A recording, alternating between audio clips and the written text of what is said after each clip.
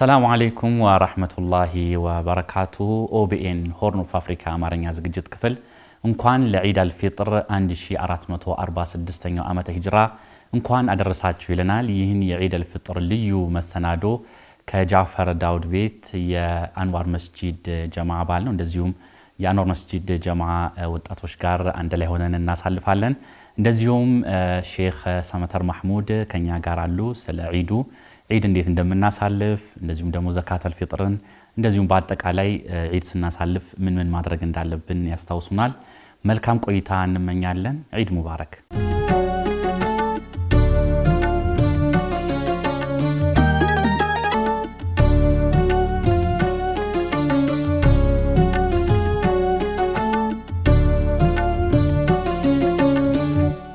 ሼክ ሰመተር ማህሙድ እንኳን ለዒድ አልፊጥር አደረሰዎት። እንኳን አብሮ አደረሰ። ሼክ ሰመተር እንዴት አለፈ የዘንድሮ ረመዳን? ቢስሚላህ አልሐምዱሊላህ ሰላቱ ሰላሙ ዐላ ረሱሊላህ ሰለላሁ ዐለይሂ ወሰለም።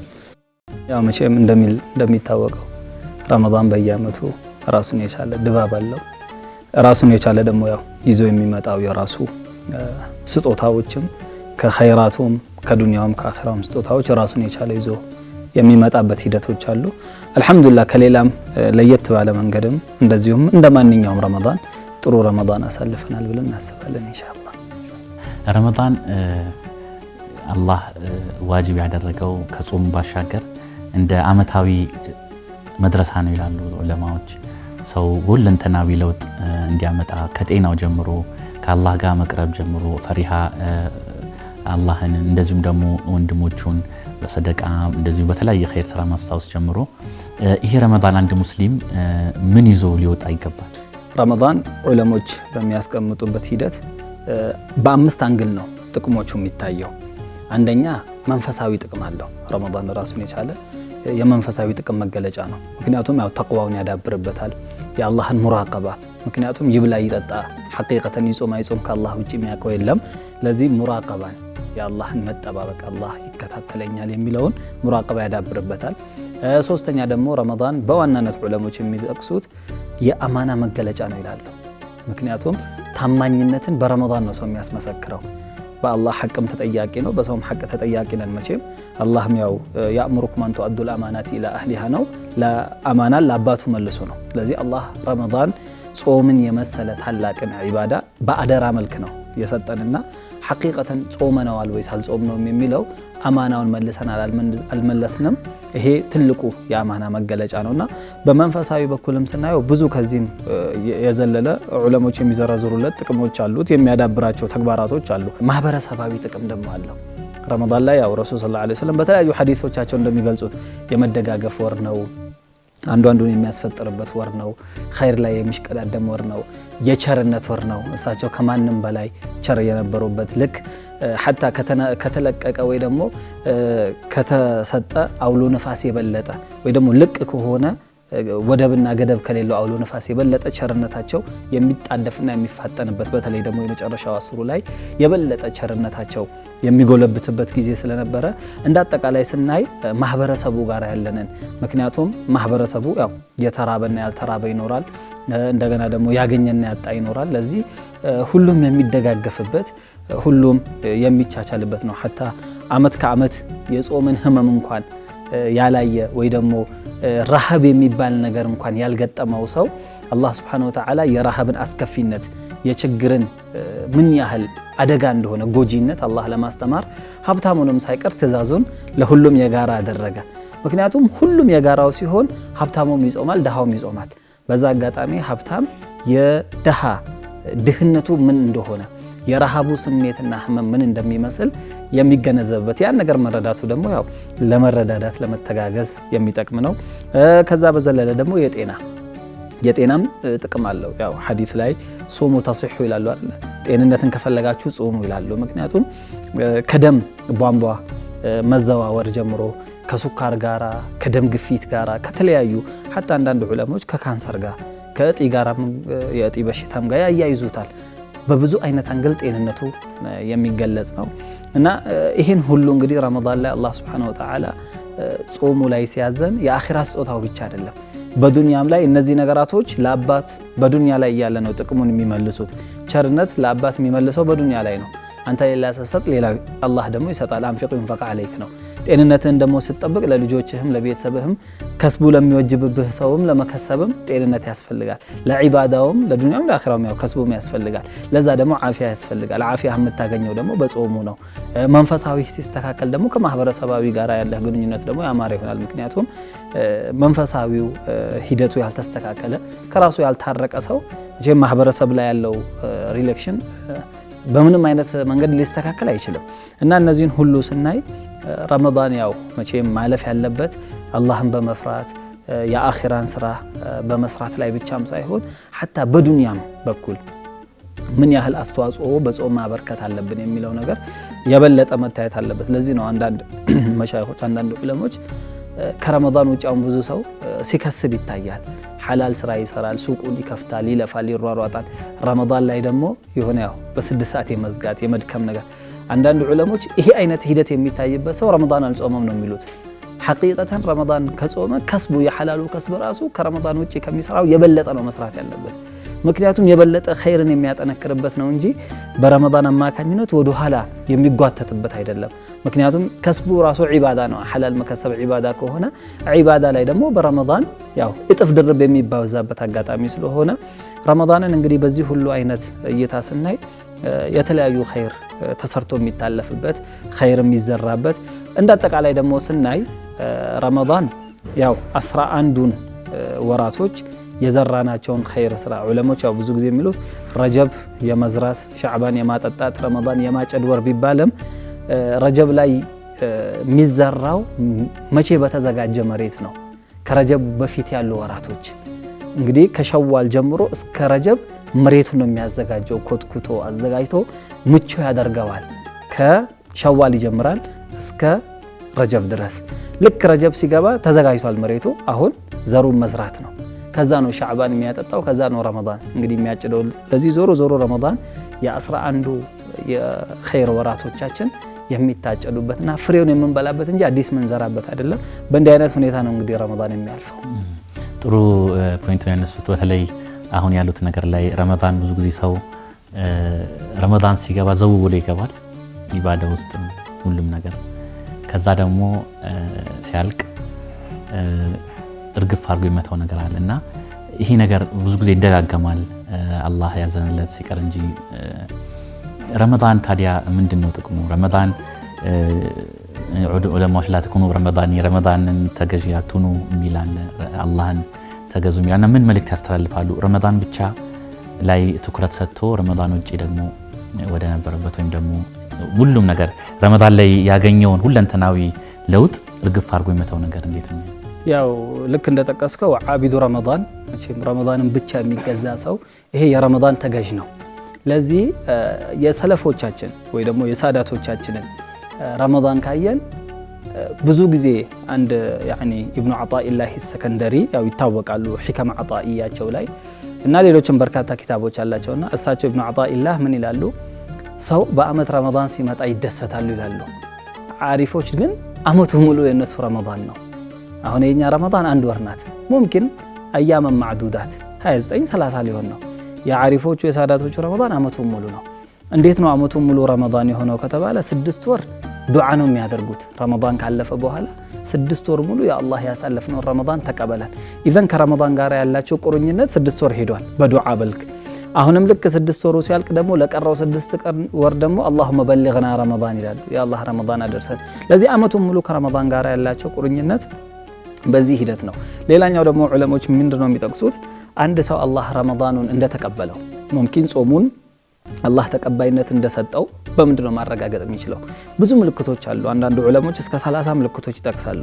ከዛ መካከል ለምሳሌ የተወሰነውን ብንጠቅስ አንደኛው በረመዳን ላይ ያለውን ሐለት ከረመዳን በኋላ ቢያንስ 6 ወር ይሄድበታል ብለዋል። ረመዳን ላይ ቁርአን ይቀራል፣ ከረመዳንም በኋላ ይዘክራል፣ ሐላልን ይጠቀማል፣ ከወንጀል ይርቃል፣ ከሐራም ይቆጠባል። ረመዳን ላይ ያለውን ማንነት ለ6 ወር ያቆየዋል። ከዛ በኋላ መቼም ያው ኩሉ በኒ አደም ኸጣእ ነው፣ ለወንጀሉ ተውባም ያደርጋል። ከዛ በኋላ እንግዲህ ያው 6 ወር ያልተበላ ኢማን ወይ ደግሞ 6 ወር ያልደበዘዘ ኢማን ከዛ በኋላ ማቆየቱ ቀላል ነው። ለዚህ 6 ወር ሙሉ በረመዳን ሐለትና ማንነት የሚቆይ ከሆነ አላህ ረመዳን ተቀብሎታል፣ ረመዳኑ ቀቡልያ አግኝቷል።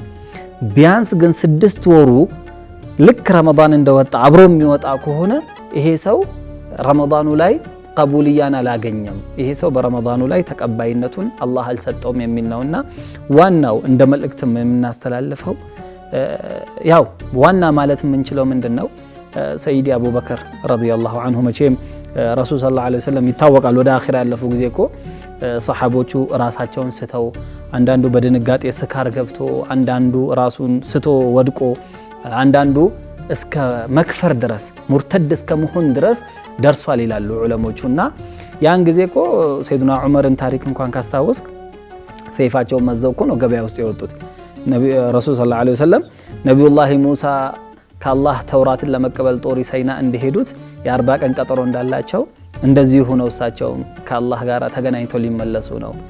ሙሐመድ ሞተ ያለ ሰው በዚህ ሰይፍ አንገቱን እቀለዋለሁ። ይሄ ምንድነው የድንጋጤ ስካር ነው ይሄንን ያስወራቸው።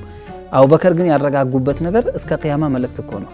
من كان يعبد محمدا فإن محمدا قد مات አይደለ ሙሐመድን የሚገዛ ሰው فإن محمدا قد مات ሙሐመድ ወደ አኺራ ተሻግሯል። ومن كان يعبد الله فإن الله حي لا يموت አሁንም የምንለው እንደዛ ነው። من كان يعبد رمضان فإن رمضان قد فات رمضان የሚገዛ ሰው رمضان አልፏል خلاص ومن كان يعبد الله فإن الله حي لا يفوت ولا يموت ዘላለም የሚኖር ዘላለም የማይጠፋ አላህ Subhanahu Wa Ta'ala ብቻ ነው። ለዚህ የረመዳንን ሂደት ከረመዳን በኋላ መቀጠል ያስፈልጋል። ይሄን ግን ምንችለው መቼ ነው? ይሄንን የምንችለው በረመዳን ላይ በተሰነቅነው ስንቅ ልክ ነው። ሰውየው ረመዳን ላይ በቂ ስንቅን ከተሰነቀ የሚገባውን የረመዳንን ሐቅ ከተወጣ ፈጽሞ ከመስጊድ አይወጣም። ይሄ ሸክ የለውም። ነገር ግን ረመዳንም አየር በአየር የሚያደርግ ከሆነ እንደ ነገሩ ገር በገሩ አድርጎ የሚያስኬደው ከሆነ ይሄ ረመዳን ሲወጣ መውጣቱ ቀላል ነው። ምክንያቱም የረመዳንን ሐቅ በሚገባ አልወሰደም። ለዚህ ከረመዳን ዋና ስንቅን የተሰነቀ ሰው ይሄ ረመዳንን ለማቆየት ለቀጣይ ረመዳን ኢማኑን እንግዲህ እንደ አስፈላጊነቱ እየመነዘረ ለረመዳን ያቆየዋል የሚል ስለሆነ በዚህ አይነት ሂደት ነው ረመዳናችንን መጠበቅ ያለብን። ወደ ዘካተል ፊጥር ስንገባ ዘካተል ፊጥር ያው የተጾመው ረመዳን ጉድለት ካለው ጦር ነው የሚያጸዳለት። እንደዚሁም ደግሞ ምስኪኖች በዛ ቀን ረመዳን መጨረሻም ደግሞ ዒዱ ቀን ከሁሉም ጋር ሆነው እንዲያሳልፉ ዒዱን ዒድ መስሏቸው እንዲያሳልፉ ሻሪዑ ዘካተል ፊጥርን ግዴታ አድርገዋል። ስለ ዘካተል ፊጥር ቢያብራሩልን ይተውስ። ከዘካቱል ፊጥር ጋር መቼም ያው ዋናው የሚሰጣቸው የዘካ የሚቀበሉ እነዛ አልአስናፉ الثمانية የሚባሉት إنما الصدقات للفقراء ሱረቱ ተውባ ላይ የተገለጹት የተገኙት ነው። ፉቀራ መሳኪንም ጋሪሞችም የተገኘው ነው የሚሰጠውና ዘካቱል ፊጥር እንደተጠቀስከው ዋና የተደነገገበት መንገድ ደሃዎችን ረሱል ሰለላሁ ዐለይሂ ወሰለም በሐዲስ ምን አሉ? ያን ቀን ደሃዎችን እጅ ዘርግተው ሰውን ከመለመን አብቃቋቸው። ለምን ሲባል የዒድ ቀን ማለት የውሙ አክሊን ወሹርቢን ወዚክሪ ሊላሂ ተዓላ ተበልቶ ተጠጥቶ የሚደሰቱበት አላህን የሚዘክሩበት ነው። ለዚህ ዑለሞች ምን ይጠቅሳሉ? ዘካቱል ማልና ዘካቱል ፊጥርን በሁለት መንገድ ያስቀምጣሉ። ዘካቱል ማልን ተዕጂል ይወደዳል ይላሉ። ረመዳን ከመግባቱ በፊት አንድ ባለ ሀብት አስቀድሞ ዘካቱል ማልን ይስጥ ይላሉ። ለምን ሲባል የረመዳን እጣ እንዳያልፈው ደሃውን። ምክንያቱም ምግቡን እያሰበ ኢፍጣሩን እያሰበ አቅመ ደካማ ከሆነ ረመዳንን በሚገባ አያስተናግድም፣ መሰነቅ ያለበትን አይሰነቅም። ለዚህ ያንን ሐሳብ አሳርፎ ሁሉ ነገሩ ወደ ረመዳን እንዲመልስ ቀድመህ ዘካተል ማልን ስጠው ይላሉ ሻዕባን ላይ። ለዚህ ነው በሻፊዕያ መዝሀብ ሻዕባን ላይ ዘካተል ማልን መስጠት ሙስተሐብ ነው ይላሉ። ሁለተኛው ደግሞ ዘካቱል ፊጥር ደግሞ የዒድን ደስታ እንዳያደፈረስበት ነው ይላሉ። አንዳንድ ዑለሞች ተዕጂሉ ጃኢዝ ነው ይላሉ። የዘካቱል ማሉ ሻዕባን ላይ ተዕጂል ማድረግ ይሄ ማቻኮሉ ሙስተሐብ ነው። አማ ዘካተል ፊጥር ላይ ግን ስንመጣ ተዕጂሉ ጃኢዝ ነው ይላሉ። ለምንድን የተፈቀደው? ያን ቀን ደሃው ሐሳቡ ሁሉ ቴንሽኑ ሁሉ ወደ ዒዱ ደስታውን አጥቶ ወደ ልመናው እንዳይገባ። ለዚህ እንግዲህ ዘካቱል ፊጥር ያው ወቅቱ ዋናው የሚሰጠው ከፈጅር ሰላት በኋላ ወደ ዒድ ከመኬዱ በፊት ቀብለ ሰላህ ዘካቱን አንድ ሰው ማውጣት አለበት። ግን ያንን ሰዓት እስካላወጣ على مذهب الشافعي وعلى مذاهب جمهور الفقهاء يهدوበት ምንድነው ከሰላትም በኋላ ዘካቱ አለ حتى تغرب الشمس ብለዋል። ፀሐይ እስክትጠልቅ ድረስ ዘካቱ አለ። ፀሐይ ከጠለቀች በኋላ ደግሞ የዑለሞች ሐሳብ ልዩነት መጥቷል። እንግዲህ እኛ በሻፊዕያ መዝሀብ ዋጅብ የሚሆንበት ወቅት አለ ወቅቱል ከራሃ አለ ወቅቱል ውጁብ ወቅቱል ከራሃ ወቅቱል ነድብ ወቅቱል ኢስቲህባብ ምንለው እና ወቅቱል ጀዋዝ የሚባል አለ ከዒዱ በኋላ መሸጋገሩ በዚህ ሁክም ነው የሚታየው ነገር ግን አንድ መረዳት የሚያስፈልገው ምንድነው አንድ ሰው ዘካተል ፊጥር የሚያወጣ ሰው ሆኖ ወጅቦበት አቅሙን አግኝቶ ያላወጣ ከሆነ ማዳም ሐየን ከህይወቱ አይወድቅም ይሄ ዘካት ቀኑ አለፈና እዳው ይወድቅብሃል አይባልም ለምን ወሐቁላሂ አሐቁ ቢልወፋ አንዳንድ ዘገባ ላይ ወደይኑላሂ አሐቁ ቢልቀዳ የአላህ እዳ መከፈል ተገቢው እሱ ነው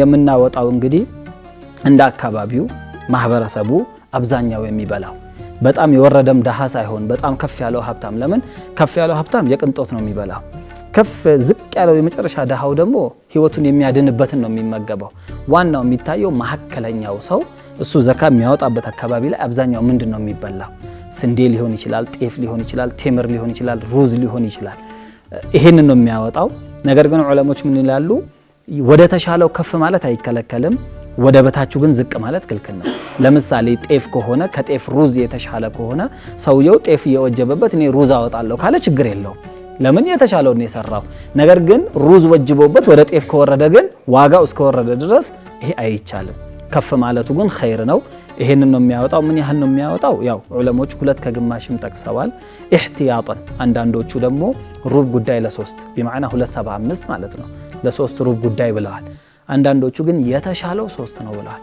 በተቻለው ያህል ነው የሚያወጣው ሁለት ከግማሽም አቅሙ የፈቀደ አይ ሩብ ጉዳይ ያወጣለም ካለ 3ም ካለ ማውጣት ይችላል አንድ ሰው ለምሳሌ ራሱ ብቻ አንድ 3 ኪሎ ምትሆን ቁና ነው እንግዲህ በፍቅሁ ላይ የሚያስቀምጡት ፉቃዎቹ ሐዲሱም ላይ ቁና ምንል አሁን ሰው አይገባውም የከተማ ሰው ወደ ኪሎ ስንመልሰው 3 ኪሎ ስለሚሆን አይኔ 3 ኪሎ የለኝም እኔ የሚኖረኝ አንድ ነው አውጣ ነው አይ እኔ ግማሽ ኪሎ ነው ያለኝ የቻለውን የደረሰለትን ከሚገባው ያው ሽሩጡ አለ ዑለሞች ያስቀመጡት አንድ ሰው ዘካተል ፊጥር ለማውጣት ማሟላት ያለበት ሽሩጥ አለ ያንን አሟልቶ የተረፈውን ንብረት ዘካ በሚያወጣ ጊዜ የቀረችውንና ለማውጣት የተፈቀደለትን አቅሙ የቻለውን ብቻ ነው ለምሳሌ 3 ኪሎ አለብህና 3ቱ ካልሞላለህ 2 ከግማሽ 2 ከሆነ አታውጣ አይባልም ለምን ሲባል ቃዒዳ አለ ፉቃሃዎቻችን የሚያስቀምጡት አልመይሱሩ ላ يسقط بالمعسور ይላሉ አንድ ነገር ላልቻልከው ብለህ የቻልከውን አትጥለውም የቻልከውን ላልቻልከው ብለህ አትጥለው ለምን መይሱሩ አንተ ጋር 1 ኪሎ ሊሆን ይችላል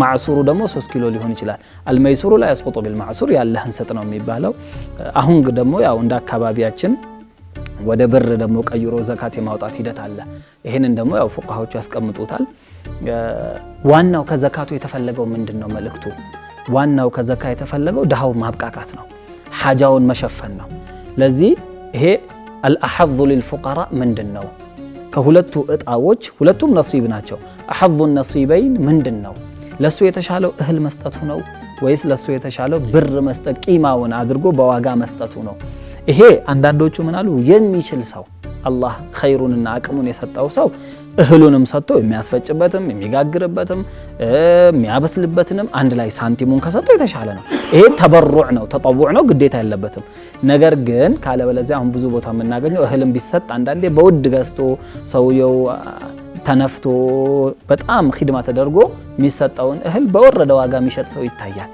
ለምን ብር ነው እሱ የሚያስፈልገው ለዚህ በቂማ አውጥቶ መስጠት ይቻላል ነው የሚሉት ያው ቂማው ላይ ደግሞ ስንመጣ ይሄ የሐነፊያ መዝሐብ ነው ሻፊዒያ ጋር ኛ ጥሬ እህል ነው ያለው የሚሰጠው በሐነፊያ መዝሐብ ግን በብር መቀየር ይቻላል እንደነሱ መዝሐብ ደግሞ ከተከደ የተሻለው ደግሞ እህሉንም በነሱ ኪሎግራም በሚመዘነው ብንመዝንም የተሻለ ነው ሶስቱንም በራሳችን አሁን ባለው በኢራቂዮችና የሻሚዮች ያው የመስፈሪያ ልዩነት ስላለ አሁን በሶስቱም በመናስቀምጠው ማድርገን በብር ቀይረን መስጠቱም የተሻለ ነው ዋናው ግን እንዳጠቃላይ እንደ ሐሳብ ከዘካተል ፍጥርና እንዳጠቃላይ ደግሞ ስናይ አይታሞች አባት የሌላቸው ያለ አባት መታሳድግ እናት ትኖራለች አዛውንቶች ይኖራሉ እነዚህን ሁሉ ከዘካተል ፍጥርም ባሻገር የደስታ ቀን ስለሆነ በተቻለን አቅም የዒባዳ ሁሉ በላጭ ዒባዳ ምንድነው ተብሎ እኮ ሲጠየቁ በአንዳንድ ሐዲታቸው ላይ እንደ ሙስነድ አሕመድ አልኢማም አልበይሀቂ ሹዐቡል ኢማናቸው ላይ እንደገና አቡ ኑዐይም ሒልያቸው ላይ እንደሚያስቀምጡት አንድን ደስታ ሙእሚን ልብ ላይ መክተት ነው። ከዒባዳ ሁሉ ትልቁ ዒባዳ ደስታን በሙእሚን ልብ ማስገባት ነው። ያን ቀን ደግሞ ሙእሚን መቼም ሰው ሁሉ ለብሶ አምሮበት ዒድ ሄዶ መጥቶ ቤቱ ላይ የተለያየ ምግቦችን ፈርሾ አንጥፎ በሱፍራ እየበላ እሱ መቼም እየለመነ ደስተኛ አይሆንም ሐቂቀተን። ለዚህ ዋናው ከምንሰራው ከዒዱ ቀን ትልቁ ዒባዳችን ትልቁ ወደ አላህ ረሕመት የሚያቃርበን ተግባር ከዘካተል ፊጥርም በዘለለ ጎረቤቶቻችንና አካባቢዎቻችን ላይ ያሉ ደስታ ችግርተኞችን በልባቸው ደስታን ማስገባት ለደስታ እነሱን መጋበዝ ነውና በዚህ ሂደት ነው እንግዲህ ዘካቱል ፊጥር የሚወጣው። በዚህ አይነት ተርቲብ ማታ አዘጋጅተን አንድ ሰው ከራሱም ዘካ ያወጣል። እንደገና ደግሞ በስሩ የሚቀልባቸው እናት፣ አባት እነዚህ ያው አስሎቹ፣ እንደገና ደግሞ ፈርዖቹ ልጆቹ ከደረሱ ለፈርዖቹም ዘካ ያወጣል። ሌላኛው ግን ያው እንደ መልእክትም በእግረ መንገዴ ነካም አደርገው ብሉግ የደረሱ ልጆች አንድ ሰው ካለው ያለ እነሱ ፍቃድ ዘካተል ፊጥር ማውጣት ፉቃሃዎቹ አይፈቅዱም።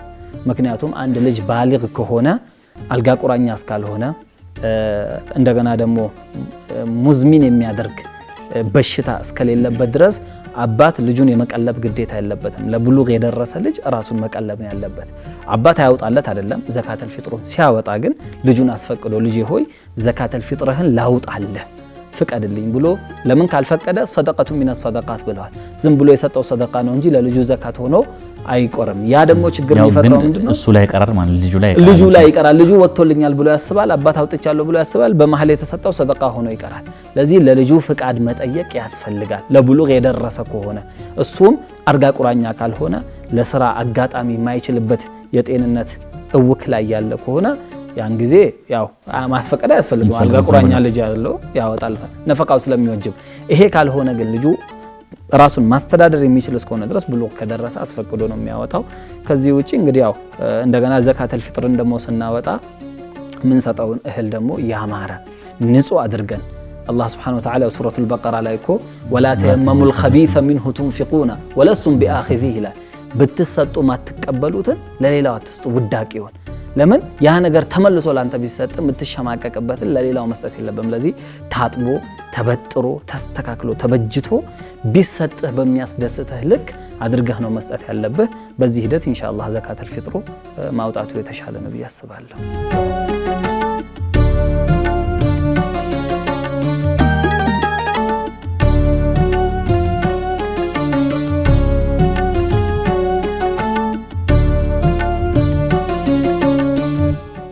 አው ዒድ በተመለከተ ዒድ እንዴት ነው የምናሳልፈው? ሰላተል ፊጥር አካተን እንደዚሁም ደግሞ ዚያራዎች ይኖራሉ። ብዙ ጊዜ ሰው ዒድ ጊዜ ራሱን ሳይገድብ ሁሉም ደስታውም ያው ሀዘንም ሁሉም ነገር የተገደበ ነው። ደስታውም በሸሪዓው ህግ መሆን አለበት፣ ሀዘንም በዛው መሆን አለበት። ዒድ ጊዜ አንዳንድ ሙኻለፋቶች ከዲኑ ውጪ ያሉ ነገሮች ይከሰታል። የረመዳን ልፋት ሁሉ አንድ ሰው መና የሚያደርግበት እንዴት ነው አንድ ሰው ዒድን ማሳለፍ ያለበት? ያው በአጠቃላይ ይሄንን የሰይድና አልይን ንግግር ያስታውሰናል። ብዙ ጊዜ እሳቸው ምን ይላሉ? ليس العيد لمن لبس الجديد ولكن العيد من خاف يوم الوعيد ይላሉ። ዒድ ማለት አዲስ ልብስ የለበሰ ሰው አይደለም። ዒድ ማለት ይሄ አይደለም። ولكن العيد من خاف يوم الوعيد የዛ አላህ ለካሃዲዎች ለወንጀለኞች እሳት አለኝ ብሎ ያስፈራራበት የዛተበት የአኺራ ቀን አለ። ያንን ቀን የፈራ ሰው ነው ዒዱ። በሌላ ዘገባቸው ላይ ምን ይላሉ ራሳቸው ሰይድና አሊ? ኩሉ የውሚን ለም አዕሲ ላህ ፊሂ ፈሁወ ሊ ዒዱን ይላሉ። አላህን ያልወነጀልኩበት ቀን ሁሉ ለኔ ዒድ ነው ይላሉ። ለዚህ ዒዳችን በሸሪዓ ገደብ መሆን አለበት። ለዚህ ያው بعد منتصف الليل 6 ሰዓት ካለፈ በኋላ بعد منتصف الليل ያው መታጠቡ ይፈቀዳል፣ ሱና ይሆናል ይላል መታጠቡ። ከ6 ሰዓት በኋላ በማንኛውም ሰዓት እንታጠባለን። ግን የበለጠ ለዒድ መሄድ በተቃረብን ሰዓት በፈጅር ወቅት ላይ በምንችለው ያህል እንታጠብና ከዛ በኋላ ዒድ ቀን ላይ ነጭ ልብስ አይደለም ሱናው፣ ካለህ ልብስ የበለጠ በስ የሚያምረውን ልበስ ነው። ነጭም ሆነ ጥቁርም ሆነ ምንም ከለር ይሁን ጁምዓ ቀን ላይ ነጭ ነው የሚወደደው። ዒድ ላይ ግን የልብስ ሁሉ ቆንጆ ወለው አዲስም ባይሆን ቆንጆ ሆኖ አይንህን የሚማርክ ልብህን የሚያስደስተህ ልብስ ትለብሳለህ። መታጠቡና ይሄ አዲስ ልብስ መልበሱ ለሚሄደውም ለማይሄደውም ሁሉም እኩል ነው። ከዛ በኋላ ፍጥር ከሆነ እንግዲህ አሁን ዒዳችን ፍጥር ነውና የሆነ ነገር ቀምሶ ለምን ወሩ ሙሉ ጾም ስለሆነ ሐለቱን ሊኻልፍበት ቀምሶ ይሄዳል። ከዛ በእግር መሄዱ ይወደዳል። የሚሄድበት መንገድ ራቅ ያለ ቢሆን ይመረጣል ከሚመለስበት። በሌላ መንገድ በአቋራጭ አጠር ባለ መንገድ ይመለሳል። እግረኛ ቢሆን ይወደዳል ይላል። በእግር ለምን ሐሰናቶችም አሉ። ያው የረሱል ሰለላሁ ዐለይሂ ወሰለም ሱና ነው። ባይሆን እሳቸው በዘመናቸው ላይ ይሄን የሚያደርጉበት መንገድ ነበር። እኛ ደግሞ የምናደርግበት መንገድ አለ። ዑለሞች ደግሞ ያደረጉበት መንገድ አለ። በተለይ ፉቃሃዎች ዑለሞች ይሄን ለምንድን ነው የሚያደርጉት? አንደኛው መንገድ ላይ ሲኬድ አንደኛው ምክንያት ምናልባት ድሃዎች ይኖራሉ እርዳታህን የሚሹ የሚከጅሉ። ሁለተኛ ደግሞ ብዙ አህካም አንተን የሚጠይቁህ ይኖራሉ። የሸሪዓን ህግ አሁን ዒድ ነው ምን ላድርግ እንዴ ልስገድ ከሰላት መልስ የፈትዋ መድረክ ይሆናል። ያው እያስተማርክን በእግረ መንገድህ ትሄዳለህ። ሁለተኛ ደግሞ ረጅም ጊዜ ያልተገናኛቸው ሰዎች በዛ መንገድ ላይ ታገኛቸዋለህ። የሰላምታ መለዋወጥና የጓደኝነት የዝምድናን መቀጠል ይመጣል። በሌላ መንገድ ደግሞ ስትመለስ በዚህ ያላገኛቸው ሰዎች በሰደቃም ደረጃ በትውውቅም ደረጃ በዚያራም ደረጃ በፈትዋም ደረጃ እንድታገኛቸው ነው አጠር ባለው የምትመለሰው። እሳቸው ግን ረሱል ሰለላሁ ዐለይሂ ወሰለም በሰዓቱ ያደርጉ የነበረው የሙናፊቆች ተንኮለኞች አሉ። ለዚህ ምናልባት እሳቸው ዒድ የሚወጡበትን ያልገጠመው ሙናፊቅ እንኳን በዚህ መንገድ ስለሄዱ ሲመለሱ ተንኮልን ተነክልባቸዋለን ብለው ሴራ ሸርበው የሚቀመጡ አሉ። እሳቸው በዚህ ይመጣሉ ብለው ሲያስቡ መንገድ ይቀይራሉ። ከሸርም መዳኛ ዘዴ ነውና በእንዲህ አይነት መንገድ እንግዲህ ዒድ እንሄዳለን እንሰግዳለን። ከዒድ መልስ ደግሞ ፉቃሃዎቻችን ካስቀመጡት መንገድ የሞቱ ዘመዶቻችን ቤተሰቦቻችን ዘመድ አዝማድ ካለን ቀብር ሄደን ዚያራ ዒድ ቀን ላይ ይወደዳል ይላሉ። ሳምንታዊ የጁምዓ ቀን፣ ወርሃዊ በተለይ ደግሞ አያሙ ተሽሪቆች ላይ ከወር ከነዚህ ሶስቱ አንዱ ቀን፣ አመታዊ ደግሞ ዒድ ቀን እና መዋሲሞች እነዚህ ትላልቁ ረቢዕ ላይ ሚዕራጁ ላይ ንስፍ ሻዕባን ላይ እነዚህ ትላልቅ መዋሲሞች ላይ የሞተ ቤተሰብ ያለው ሰው ቀብር ሄዶ መቼም ማንኛውም ጊዜም ይወደዳል። ዚያረቱል ቁቡር ፈኢነሃ ያው ዙሩል ቁቡር ፈኢነሃ ትዘክሩኩሙል አኺራ ብለዋል። ቀብር መዘየር ግን እነዚህ ቀናቶች ለየት ባለ መንገድ ሄደን ያሲን እንኳን ቢሆን ቀርተን ካልቻልን ፋቲሓ ቀርተን ሰዋበል ፋቲሓ ለነሱ ጀብተን ለቀብረኞ ቀብር ላይ ላሉት ሙታኖች በአጠቃላይ ሰዋበል ፋቲሓውን የቀራነውን ቁርአን ሰዋብ አከፋፍለንላቸው መመለስ አንደኛ ለኛም ይጠቅማል። ዑለሞች የዒዱ ቀን ላይ የበለጠ የተወደደ ነው የሚሉት ዒድ ደስታ ቀን ነው። እንደምናውቀው ደግሞ የሰው ልጅ ማንኛውም ይሁን ማንኛውም የሰው ልጅ ደስታ ገደብ ያሳልፈዋል። ብዙ ጊዜ ካየን ደስታና ሐዘን ልክ ካለፈ ገደብ ያልፋል። ለዚህ ያ ደስታ ገደብ እንዲኖረውና ልክ እንዳያልፍ ቀብር ሄዶ ሰውየው መጀመሪያ ስራውን የሚጀምረው ቀብርን በማስታወስ ነው። ይሄ ቤት አለብኝ ካለ የዛሬ ቀኑን ሙሉ ያስተካክላል። በዚህ ሂደት ኢንሻአላህ እንዘይራለን። ከዛ ውጪ ያው ህፃናቶችም ሴቶችም ሁሉም ወደ ዒድ ይወጣሉ። ሴቶች ስንል እናቶች፣ ዛውንቶች እና እናቶቻችን ትላልቅ እድሜ ላይ ያሉት ዒድ ላይ መውጣት ይወደድላቸዋል ይላል። እንደዛውም ደግሞ ብዙም መልካቸው ማይስብ በጣም ወንድ ፈተና ላይ የማይጥል ከሆነ እነሱም ቢወጡ ምንም ችግር የለውም። ግን የሚወጡት እነሱም ባሸበረቀ ልብስ ሳይሆን በቤት ልብስ ነው ይላል። ያኒ ኖርማል የሆነ ልብስ እንጂ ተኳኩለው የተለያዩ ዲዛይን ያላቸውን ልብስ የተለያዩ ውበት ነክ የሆኑ ልብሶችን ለብሰው አይወጡም ይላል። አማ ወጣት ሴቶች ልጃገረዶች ከሆኑ አስለን ዒድ ባይወጡ ነው ዑለሞች የሚመክሩት። ቤታቸው ላይ ፈርድ ሰላት ያልተገደደ ዒድ ሱና ነው ሲጀመር። እነሱ ባይወጡና ቤታቸው ላይ ቢሆኑ ይሻላል። ወኢላ የሚወጡ ከሆነ ደግሞ ያው አሁን መቼም ስንቱን ከልክሎ ይቻላል። ሸሪዓው በየቦታው ትምህርቱ እያጠረ ስለሆነ ከወጡ ደግሞ ያው የሸሪዓን ድንበር ለነሱ ማስቀመጥ ከአለባበሳቸው ጀምሮ፣ ምክንያቱም ያው ለፈተና እንዳይጋለጡ አለባበሳቸው ሰፊ ጠባብ ሐታ ሒጃብ ደረጃ ላይ ሒጃብ እንኳን ዑለሞቻችን ወደ 10 ሸርጥ ያስቀምጡበታል። ሒጃብ ለመልበስ ራሱ ዝም ብሎ ሒጃብ ስለተባለ አይጠለቅም። ራሱም 10 መስፈርት አለው። ወፍራም መሆን አለበት፣ ስስ መሆን የለበትም። እንደገና ደግሞ ሰፊ መሆን አለበት፣ ጠባብ መሆን የለበትም። የጌጥ ልብስ መሆን የለበትም፣ አይን የሚስብ መሆን የለበትም። ወደ 10 ሸርጦች ያስቀምጣሉ። አላየ ሐል ህጎቹን አክብሮ እምቢ ካሉ ህጎችን አክብሮ አባት ልጁን፣ ባል ሚስቱን፣ እናት ከሆነች ልጇ፣ ወንድም እህቱን ማህረም ይዟት ቦታው ላይ አድርሶ ሰግዶ አንድ ላይ የሚመለሱ። እሱም እንግዲህ ያው ፊትናው ማይበዛ ከሆነ በማይቀላቀሉበት መልክ። አማ ፊትና የሚበዛ ከሆነ ሲጀመር ያው ልጃገረድ ወጣት ሴት ያላገባች በተለይ ብዙም አንመክርም ቦታው ላይ እንድትገኝ። ደስታዋ ቤት ነው። ቤት ላይ ዒዷን ማከናወን ትችላለች። በዚህ ሂደት እንግዲህ ያው ዒዱን ሰግደን ከተመለስን በኋላ ቤተሰብን የምንዘይርበት እርስ በርስ ዚያራ የምንደራረግበት ነው። ለዚህ አባት እናት በሐያት ያሉ ከሆነ እነሱ ጋር መሄድ እነሱን መጥራት ሳይሆን ብዙ ጊዜ አባትና እናትንም የሚጠራበት አጋጣሚዎችን እናያለን። እነሱን መጥራት አይደለም እነሱ ጋር መሄድ ነው። ለዚህ ነው ብዙ ጊዜ ለአባት እናት መልእክት የሚሰጥ ወይ ደግሞ ትእዛዝ የሚያስተላልፍ ቀጭን ትእዛዝ የሚሆን ምንም አይነት ትእዛዝ የሚያስተላልፍ መልእክት የሚሰጥ ይሄ ምን ዓላማት ሸቃዋ ይላሉ። እሱ ነው መሄድ ያለበት፣ እሱ ነው መታዘዝ ያለበት። ለዚህ እነሱ ጋር ይኬዳል። ቀኑን ከነሱ ጋር እናሳልፋለን። አካባቢያችን ላይ ትላልቅ የአላህ ወዳጆች ወልዮች ሊኖሩ ይችላሉ፣ ዑለሞች ሊኖሩ ይችላሉ፣ ትላልቅ ሙሂቦች ሊኖሩ ይችላሉ፣ ትላልቅ የአኺራ ሰዎች ሊኖሩ ይችላሉ። በእነሱ ዚያራችንን እንጀምራለን። ቤተሰብን እናስከትላለን፣ ደካሞችን እናስከትላለን። ቀኑን የዚያራ ቀን እናደርጋለን። ዋና ደስታ ደግሞ የሚገኘው ከደካማ ጎን መሆን ነውና በተለይ ደግሞ ብዙ ጊዜኛ የለመድነው ዒድን ከቤት ጋር ቤተሰብ ጋር አድርጎ በቤት ማሳለፍ ነው። ጥሩ ዓደት ግን ብለው አንዳንድ አካቢሮች የሚጠቅሱት ምንድነው ዒድን ከደካማ ጋር ማሳለፍ። ለምሳሌ አንድ ደካማ ልጅ የሌላት ሚጦራት የሌለች አንድ አሮጊት ብቻዋን ቤት ውስጥ መታሳለፍ ትኖራለች። እንደምንም ፈላለገን ቤተሰቦቻችንን ሰብሰብ አድርገን ምግባችንን ሰርተን የዒድን አስፔዛችንን በደንብ አድርገን ይዘን እሷ ጋር ዒዱን ማሳለፍ። እንዲህ አይነት ፕሮግራሞችን ምንችል ከሆነ ይሄንን እያደረግን ለምን ደስታችንን በሌላ ሰው ደስታ ውስጥ ማየት ነው የተሻለው። በራስ ደስታ ከማየት ደስታን በሌላ ሰው ደስታ ማየት ነውና እንዲህ አይነቶችን ፕሮግራም ያው አድርገን ኢንሻአላህ ዒዱን በዚህ ሁኔታ ነው ማሳለፍ ያለብን። ከዚህ ውጪ ደግሞ ያው ባልባሌ ጊዜ ማሳለፍ የለብንም። ማይሆን ቦታ ላይ ዒድ ነው ብለን ማሳለፍ የለብንም። ሙኻለፋቶችን ደግሞ ጥንቃቄ ያስፈልጋል። በሐታ አንዳንድ ዑለሞች ምን ይላሉ? ዒድ ቀን ማዕሲያ ላይ የተሰማራ ዒድ ቀንን በወንጀል ያሳለፈ ይሄ ሰው ምልክት ነው ረመዳን ላይ አንድ ሐሰና እንደሌለው ይላሉ። ባዕዶቹ ግን ምን ይላሉ? አይደለም አሉ። በዛ ቀን ወንጀል የሚሰራ ሰው የረመዳንን ኸይራቱን ሐሰናቱን እንዳለ አፍርሷል ማለት ነው ይላሉ።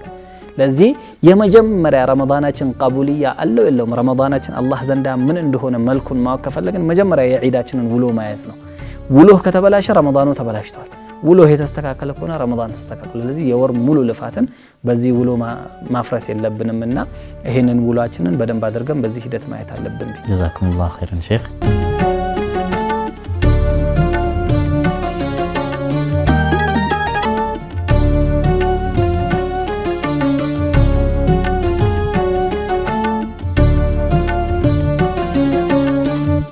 الله أكبر الله أكبر الله أكبر لا إله إلا الله الله أكبر الله أكبر ولله الحمد الله أكبر الله أكبر الله أكبر لا إله إلا الله الله أكبر الله أكبر الله أكبر الله أكبر الله أكبر لا إله إلا الله الله أكبر الله أكبر ولله الحمد الله أكبر الله أكبر الله أكبر لا إله إلا الله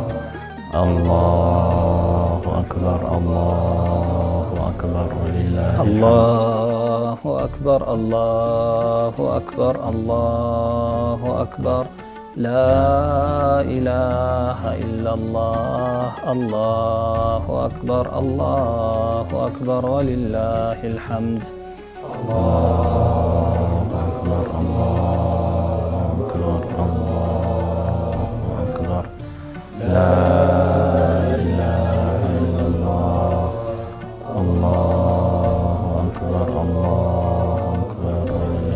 الله أكبر كبيرا والحمد لله كثيرا وسبحان الله بكرة وأصيلا لا إله إلا الله ولا نعبد إلا إياه مخلصين له الدين ولو كره الكافرون لا إله إلا الله وحده صدق وعده ونصر عبده وأعز جنده وهزم الأحزاب وحده لا إله إلا الله الله أكبر ተመልካቾቻችን የዒድ አልፊጥር የ1446 ዓመተ ሂጅራ በወንድም ጃዕፈር ዳውድ ቤት ያደረግነው ፕሮግራም በመገባደድ ላይ ነው።